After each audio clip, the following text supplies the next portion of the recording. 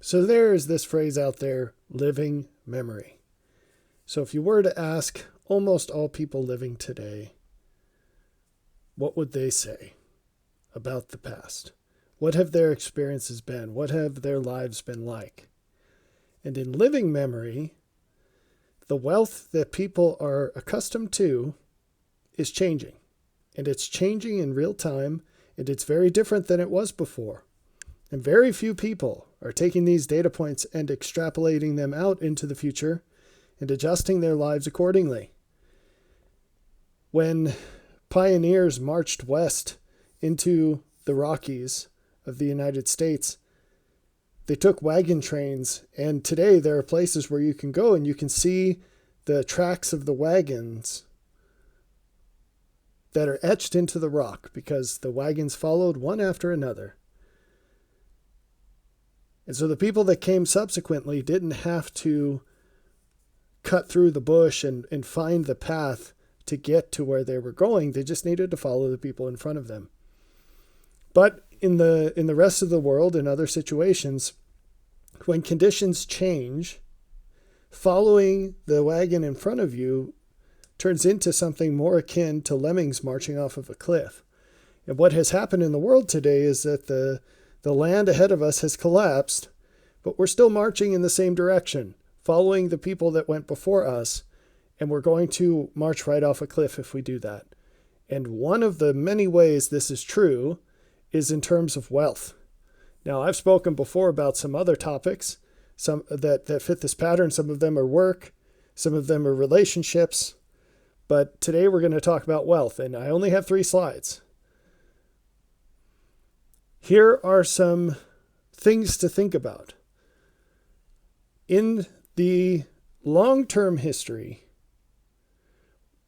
there was a much closer association with this idea that you reap what you sow. The world worked in a way that was much closer to justice, as seen from God's eyes. So I know that word has been co-opted today, but I mean divine justice. It's sometimes called cosmic justice, but I think that unnecessarily occludes the source. So God's justice, God's prosperity. You reap what you sow. The people that worked the hardest and smartest were the best off. And I've made a presentation on economic justice, and I'm trying to remember what it was called. Something about unjust system, maybe money in an unjust system. Anyway, you can search for that at upwardthought.org.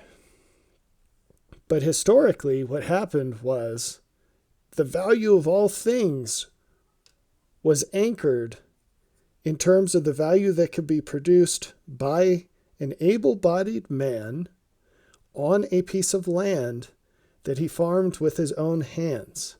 That is close enough to rhyming that someone should write a children's song about it. But anyway, this all started in Eden when the Lord pronounced that Adam would earn his bread by the sweat of his brow. This is God's denomination of value. It's all anchored by the food that a man can produce, an able-bodied man, on land with his own hands, subsistence farming. And so when it comes to assets, when it comes to wages, when it comes to consumables, all of these things were connected to the cost and benefit of subsistence farming. And with that anchor, everything that emerged had a certain quality to it. Whether we're talking about the opportunities that existed, the pitfalls that existed, it was all bounded by and anchored by and denominated in subsistence farming. And I don't want to delve too deeply into that, but you could write a whole book on it. Now, in the distant past, we went through something called the Industrial Revolution. And while changes that might seem relatively dramatic occurred throughout history away from subsistence farming, by and large, it was just sort of the heartbeat that never went away. And that all changed with the Industrial Revolution because for the first time, a significant percentage of the population did something for a living other than farming. And farming itself changed. because suddenly there was the rise of these machines. And the machines could be used in ways that humans could not to produce much more than humans could. The closest thing that anybody had developed before that was the use of horses.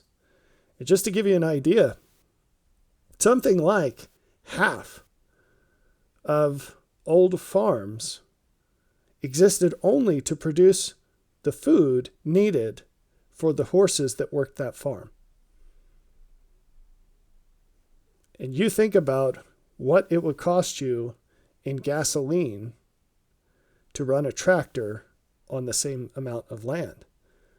And how much do you have to work to get the money to buy that gas? Or diesel, if it happens to be a diesel tractor, right?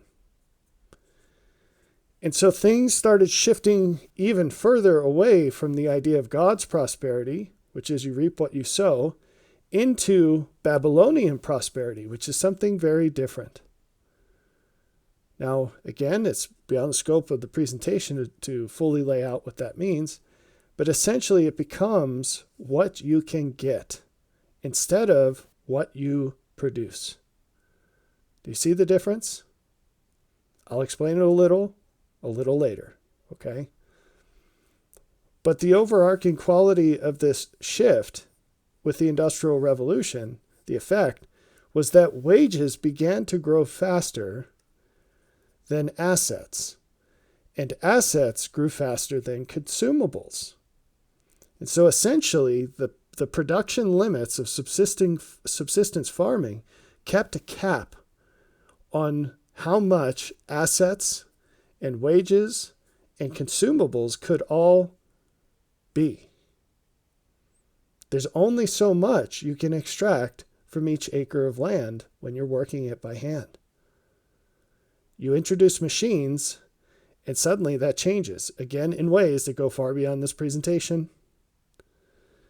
But what happens is that wages grow faster than assets, and assets grow faster than consumables. The price, I'm talking about price in all of these things, okay? So then something else happened after World War II. Suddenly, assets started growing faster than wages. And wages still grew faster than consumables. So consumables, the food you eat, the clothes you wear, the car you drive once that was invented, any entertainment, all of these things have become cheaper and cheaper and cheaper relative to wages. But with World War II, this inversion happened where assets started growing faster than wages. And so the people that got rich weren't the ones who were earning the most. They were the ones who were acquiring assets which appreciated quickly, faster than wages. See, with each of these shifts, intelligent people will focus, the most intelligent people will focus their production, which tends to be greater, on different things. And there are cascading effects throughout society when they do so. It should not be that hard to think about how this looks and recognize how this has looked, even without going through numerous examples. When the focus is on you farming your land and having your family there and producing pretty much everything that you need, that looks much different than when what you're trying to optimize is working for someone else or charging people money for your time, whether that's a boss or a customer. It's a completely different society that comes out of that. And you can look and see it. Prior to the Industrial Revolution, the world was a completely different place. And everyone's lives were fundamentally family occurrences on your own land. You shift that around to wages, and suddenly an enormous quadrant of your life is aimed at selling your time and your labor to people who are not your family. And your life naturally goes off the homestead, right? Your focus, your attention, your time, everything away from your family. Now, that was very radical in a relative sense between the before and after of that shift. But imagine what someone from 1910 from a farm in Indiana, how they would see today's modern life and how the family has changed again and how different things are, okay? With this shift away from wages and into assets, stocks, bonds, homes, things that you can buy now at a certain price and sell later for a much higher price. So I'll give you a crazy example that's very specific about this. I offered someone a job when I had a company here in Montana, and because there are so few people here, these were all imports from other places. Almost always when I went to target a hire, it was someone from out of the state. And with each of these, there were several of these examples. It happened several times. With each occurrence, if the person had moved to Montana when I offered them a job, they would have made more money on selling their house after a few years than they would have in the wages that they made, because home prices have inflated here so much, right? Now, that's an extreme example, but assets, for a long time now, they've grown faster than wages. So if you look at what people are making per hour since World War II until now, and then you overlay that with the cost of houses, you're going to see, or the stock market, you're going to see an enormous difference because assets have grown so much faster, okay? That's the setup for my point, which is the following. Are you ready? We're living through another shift. The shift before was from God's prosperity and justice, you reap what you sow, to Babylon's prosperity, you get what you gain. The current shift is into poverty. And this relationship is that consumables grow faster than assets, and assets grow faster than wages. And I invite you, I know this is a lot to upload to your head, to study this slide and think through it, if these are things that you believe are relevant. Because you could expand on this for a very long time. I'm not going to take the time to do that. I think very few people would be interested in it. This is an enormous shift, though, and it really should have your attention, because so many things come out of this. If you are, say, under 40, your children are not going to have the life that you had if you're an adult under 40. If you're a child today, you will not have the life your parents had, and your kids will not have the life that you have. Everything we're standing on in terms of prosperity in the modern world is an illusion. It's fake. It doesn't mean it's fake in terms of if you have money in your pocket, you can go buy real things. But it's an overstretch from reality, and it's going to be taken back. And it's going to come with a vengeance, and it's happening in real time. Many, many young people today will never own a car. Many, many young people today will never own a home. And if they do own a car, it's going to be a much lower quality car than what their parents were used to. And if they do own a home, it's going to be a much smaller and crummier house than what their parents were used to. It'll probably not even be as nice as an apartment is today. And this is not speculation. You can go and see these tiny houses being built. They're not called tiny houses. I don't mean the things called tiny houses. But there are entire housing developments being built that are smaller than an apartment. Each of the homes is smaller than that.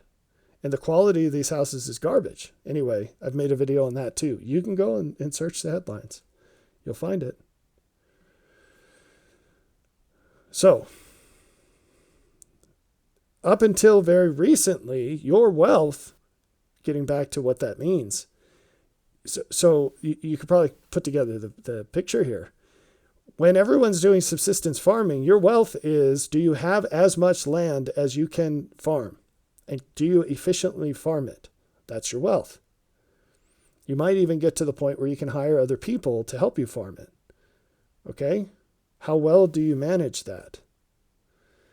Then that transitioned into how much do you make per hour? And then that transitioned into what assets do you own? Wealthy elderly people today almost all earn their money by buying a house when the house was cheaper and by buying stocks through time. Their prosperity is actually just inflation. It's not value creation. It's not, IBM's not making some revolutionary thing today that's changing the world versus 20 years ago, right? It's all just the government prints money. The money goes into stocks and houses. If anything, companies today are less valuable in what they produce than they were 20 years ago, and homes are definitely lower quality than they were 20 years ago, either because the house is aged and things are breaking and not as nice, or because the newer homes are just garbage. Because of inflation, no one can afford copper pipes anymore, right? It's all plastic, and so on. So this is changing. And it's not the case that young people today are going to get rich through buying a house. Now, here's a tweet you can read. Oh, I can't remember. I made this presentation quite a while ago, and I don't remember who this Friedberg person is, but they're an important person. 60% of middle-class households' net worth is in their home.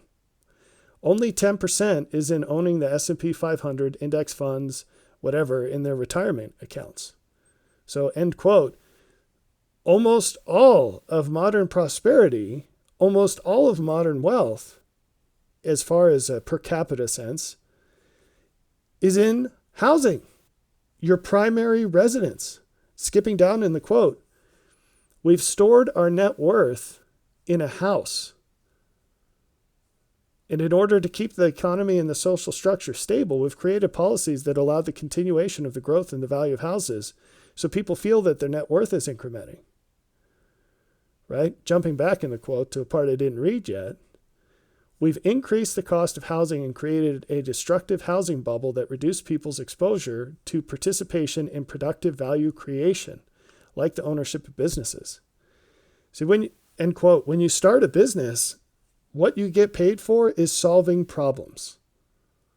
And as you solve more, at least with a startup, as you solve more and more problems, the company gets more valuable. It's called de-risking. So when you buy a house, you're not doing that. All you're doing is getting on your surfboard and riding the wave of inflation. You're not creating any value. In fact, you're taking money out of the system that could be used for value creation. And it's also risky because obviously most businesses fail, but houses do not produce income, but they do produce overhead. They are only profitable when you can sell them for much more than you bought them for, not just a little, because every single year you're paying property tax, which has gone up by 29% or something crazy like that every year in the recent years. You're paying mortgage insurance, which has gone up by a lot. You're paying utilities, which go up by a lot. And you're paying maintenance, which has gone up by a lot. And so it's this race case where the perpetuation of this system guarantees that it will fail. And it's not a sudden thing. It's happening in real time. We're moving closer and closer to that with every day. Because you will live, if you're not old and you don't die young, I'm telling you right now, you are going to live to see houses costing more than they can ever pay. We are racing to that point. And there isn't really any way to escape it as an individual. Societally, forget it. But even as an individual, I made a video called Riding the Tiger. It's very important. You can make the most of it, but you're still going to be just the cleanest dirty shirt. You cannot escape this. Okay? There are massive things you could do to mitigate it. Most importantly, don't get a giant house in a place with high property tax. But there's only so far you can go with all of this, because it's not like there's some community with local governments who aren't tyrannical. Anywhere you go, a local government will be that way. So what does future wealth look like? If you want to optimize, you need to know what's coming. You can't make good decisions if you don't know the future. Or to the extent that you know the future, you have greater power to make good decisions. It doesn't have to be a sure thing, but the more you know, the better off you will be if you make the right decisions. Because you can know the future without making good decisions about it. Those are independent, but you get the point. Here's the dominating question of future wealth. It's not how much can you gain from reselling your stuff. It's how much of what you consume do you or could you produce? How much of what you need can you make? If you don't see this as an absolutely dramatic shift, then you're not paying attention. Now, maybe you don't believe me, but I'm telling you, this is happening in real time. I'll start at the bottom. Let me give you an example of this. My family is from Maryland, my parents. And so I have siblings that still live in the area. One of my brothers has experienced a doubling in his utility bill over the last little while. I don't remember if it's exactly 1 year, 2 years. Double. And it was already high. So guess where I get my heat from? I go and chop down trees. And that's not completely disconnected from anything that could make it more expensive. But it's much less likely to grow as quickly as on the grid utilities. Now, we use electricity. We don't live off the grid. And I have a furnace. I just don't use it very much. Right? But I live in a place that's not overrun yet by crazy people who make bad decisions to jack up the prices of utilities as quickly as they do in Maryland. Suicidal decisions, I'd say. So, relative to my brother, now I don't know, I'm trying to remember exactly what he spends a month on his utilities. But that's a multiplier. So he spends a multiple more than I do. And so even if we earn the same amount of money through work, I am more wealthy than he is. Because it costs me less. The overhead of my house is less when it comes to utilities. This is just a dimension. There's a bigger picture. But it's an example. Since we're already talking about housing, do you live in a home already? Because if you don't, with every passing day, the odds that you can get into one go down in general. If you live in one, is it paid off? Just a few years ago, guys like Dave Ramsey were out there saying it's insane. I'm sorry. He's always advocated for paying off your house, but everyone else said, you're insane to do that. Why would you do that? Just pay your mortgage and put all your extra money in the stock market. Lots of people said that. Now, suddenly, more and more often, the people that paid off their house look like geniuses because they can cancel their homeowners. And they're saving massive money by doing that. Another question, how much of your home do you have the skills to maintain? Now, it's funny to see people move out into the boonies and they think that they can just, if they need a roof repair, they can call 3 contractors and have them out the next day to give them an estimate. It doesn't work like that. We had a repair to make out here that I was working 2 jobs, making very good money at the time, and I didn't want to spend the time doing it myself. So I called 5 different contractors. 0 called me back. After harassing them, I finally got one to call me back, but honestly, actually, he just answered the phone, and honestly, I think it was by accident. He was probably expecting a call from someone else.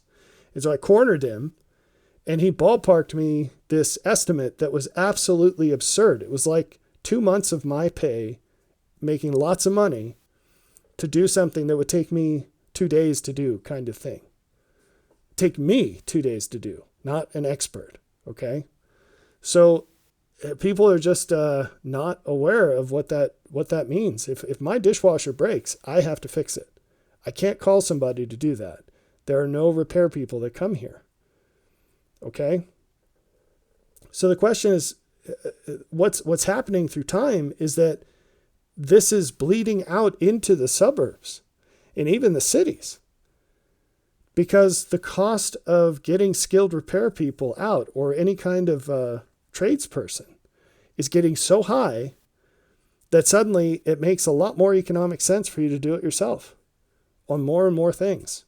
And so one facet of new wealth is how much, what are your skills and capabilities in maintaining your own home or your own goods? You know, if you have a tiller and it's not running, what are you going to do if you can't take it to a shop? And maybe the shop's not available, but I mean, what if it costs as much to get it repaired at the shop as it would to buy a new one? And you can't afford a new one because they're so expensive now. And on and on and on. What is your skill set? What about clothing? So for a long time, including on this channel, I've advocated for, and I believe that this was on the, specifically, at least you'll find this on the Ride the Tiger video, for an increasing number of things, including clothing. It will never be as inexpensive as it is right now. There's a limit as to how much food you can store up, but depending on your age and what kind of storage space you have, the odds are high, and of course how much money you have, the odds are high that one of the best investments you can make is buying all the shoes you're going to need until the day you die, or all the t-shirts you're going to need until the day you die. As silly as that seems, if you think about inflation and how dirt cheap our clothing is still today, it might be twice as much as it was 2 years ago, but you're not thinking about the human component of what it takes to make shoes and clothes, let alone tariffs and all kinds of crazy supply chain issues. You know, if you can pick up a pair of shoes for $10 on Amazon and they fit you well and they're high quality, why wouldn't you buy 10 pairs of them? And this is, again, there's another dimension hidden in that. We're not talking about Air Jordans, although if that's your thing, you'll also save tons of money stocking up on them. Why wouldn't you do it?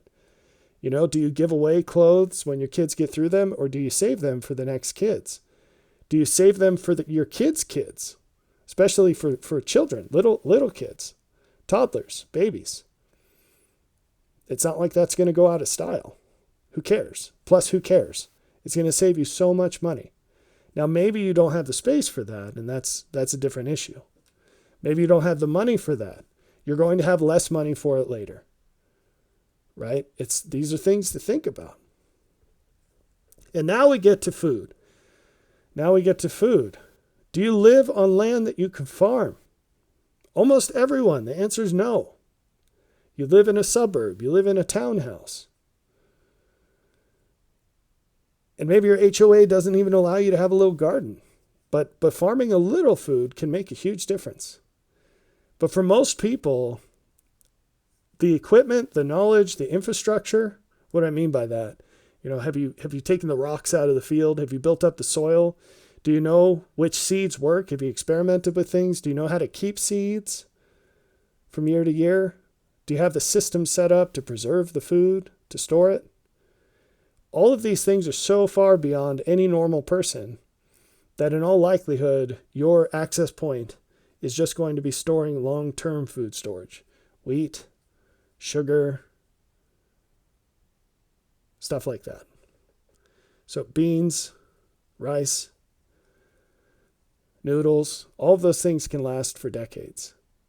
Again, you're subject to the space that you have and the money that you have. But what investment could you make that's going to have a 400% return? Guaranteed. Or whatever it ends up being. You know? I bought, back to clothing, I bought the cheapest pair of work boots I could find.